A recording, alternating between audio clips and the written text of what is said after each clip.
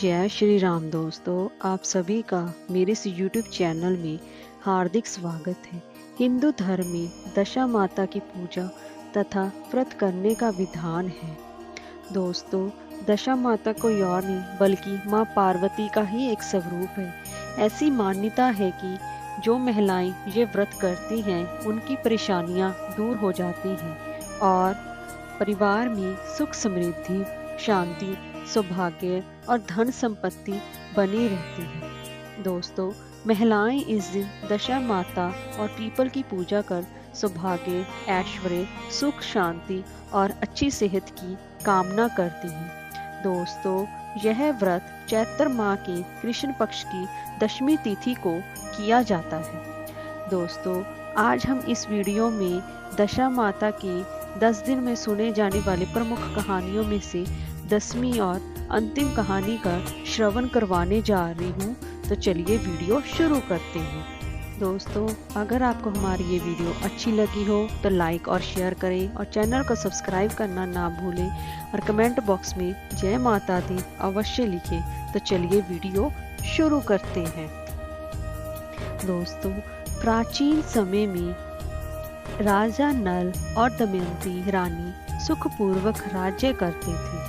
उनके 2 पुत्र थे। उनके राज्य में प्रजा सुखी और संपन्न थी। एक दिन की बात है, उस दिन होली दशा थी। एक ब्राह्मणी राजमहल में आई और रानी से कहा, दशा का दौरा ले लो।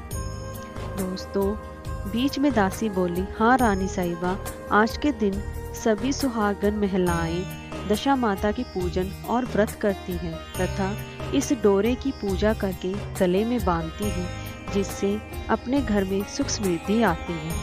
अंततः रानी ने ब्राह्मणी से डोरा ले लिया और विधि के अनुसार पूजन करके गले में बांध लिया। कुछ दिनों के बाद राजा नल ने दमयंती के गले में डोरा बंधा हुआ देखा। राजा ने पूछा, इतने सोने के गहने पहनने के बाद भी आपने ये डोरा क्यों पहना? रानी कुछ कहती इससे पहले ही राजा ने डोरे को तोड़कर जमीन पर फेंक दिया। रानी ने उस डोरे को जमीन से उठा लिया और राजा से कहा, यह तो दशा माता का डोरा था, आपने उनका अपमान करके अच्छा नहीं किया। दोस्तों, जब रात्रि में राजा सो रहे थे तब दशा माता स्वप्न में बुढ़िया के रूप में आई और राजा से कहा, हे राजा, तेरी अच्छी दशा जा रही है और बुरी दशा आ रही है।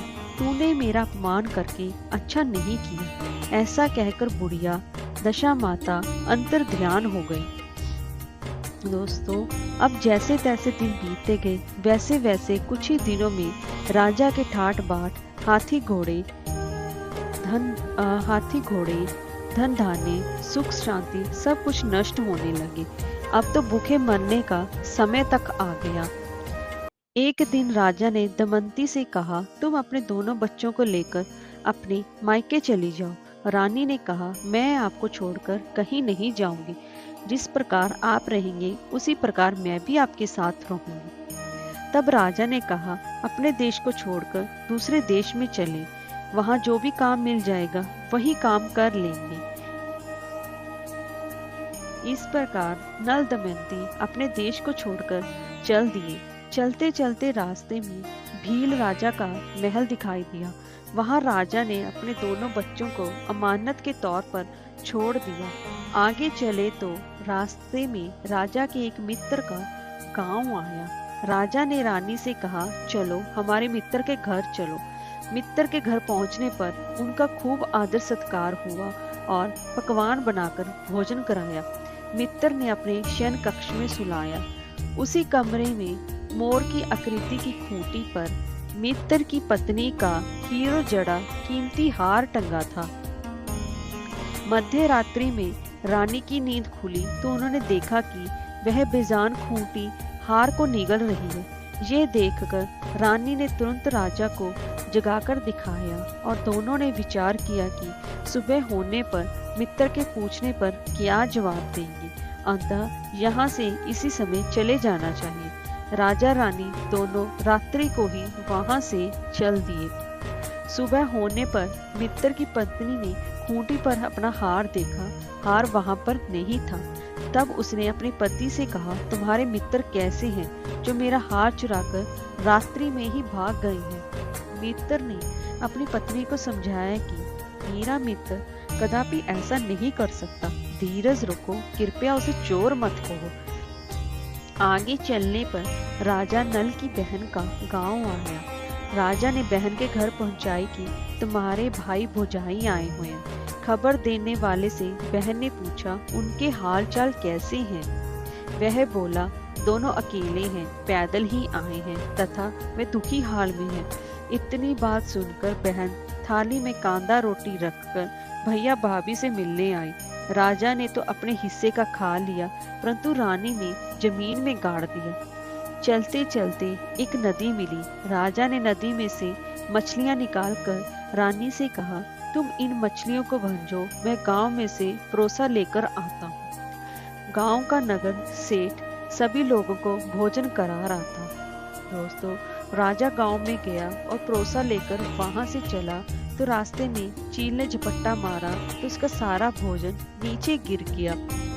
राजा ने सोचा कि रानी विचार करेगी कि राजा तो भोजन करके आ गया, मेरे लिए कुछ भी नहीं लाया। उधर रानी मछलियां भाजने लगी तो दुर्भाग्य से सभी मछलियां जीवित होकर नदी में चली गई। रानी उदास होकर सोचने लगी कि राजा सोचेंगे कि सारी मछलियां मैं खुद खा गई।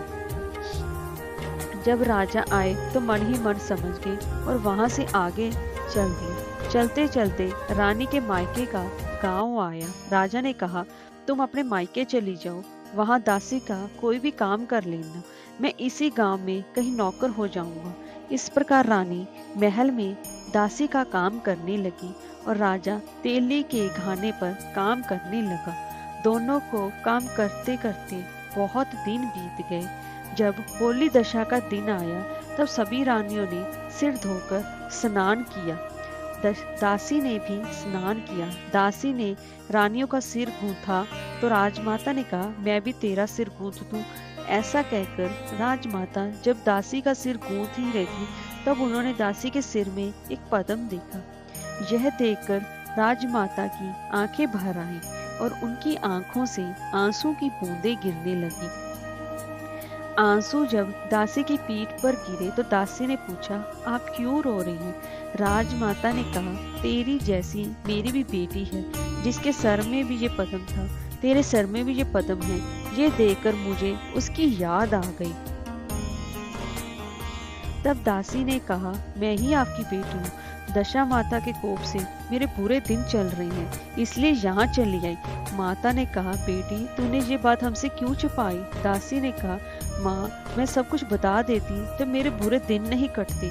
आज मैं दशा माता का व्रत करूंगी तथा उनसे गलती की क्षमा याचना करूंगी। अब तो राजमाता ने बेटी से पूछा, हमारे जमाई राजा कहाँ हैं? बेटी बोली, वे इसी गांव में किसी तेली के घर काम कर रहे हैं। अब गांव में उनकी खोज कराई गई और उन्हें महल में लेकर आए। जमाई राजा को स्नान कराया, नए वस्त्र पहनाए, पकवान बनाकर उन्हें भोजन कराया गया। अब दशा माता के आशीर्वाद से राजा नल और दमयंती के अच्छे दिन लौट आए।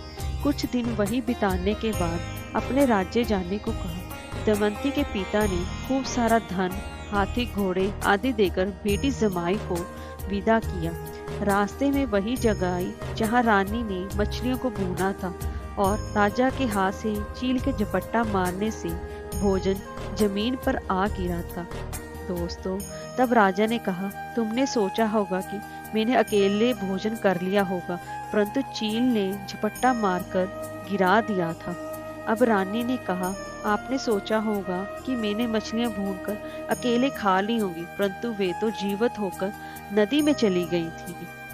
चलते चलते अब राजा की बहन का गांव आया। राजा ने बहन के यहाँ खबर भेजी। खबर देने वाले से पूछा कि उनके हालचाल कैसे हैं। उसने बताया कि वे बहुत अच्छी दशा में हैं, उनके साथ हाथी घोड़े वह सब कुछ है। ये सुनकर राजा की बहन मोतियों की थाल सजाकर लाई तभी दमयंती ने धरती माता से प्रार्थना की और कहा, आज मेरी अमानत मुझे वापस दे दो। यह कहकर उस जगह को खोदा जहां उसने कांदा और रोटी गाड़ दी थी। खोदने पर रोटी तो सोने की और कांदा चांदी का हो गया। ये दोनों चीजें बहन की थाली में डाल दी और आगे चलने की तैयारी करने लगे। वहां से चलकर राजा अपने मित्र के घर पहुंचे। मित्र ने उनका पहले के समान ही खूब आदर सत्कार किया और सम्मान किया। रात्रि विश्राम के लिए उन्हें उसी शयन कक्ष में सुलाया। मोरनी वाली खूंटी के हार निगल जाने वाली बात से नींद नहीं आई। आधी रात के समय वही मोरनी वाली खूंटी हार उगलने लगी तो राजा ने अपने मित्र को जगाया तथा रानी ने मित्र की पत्नी को जगाकर दिखाया।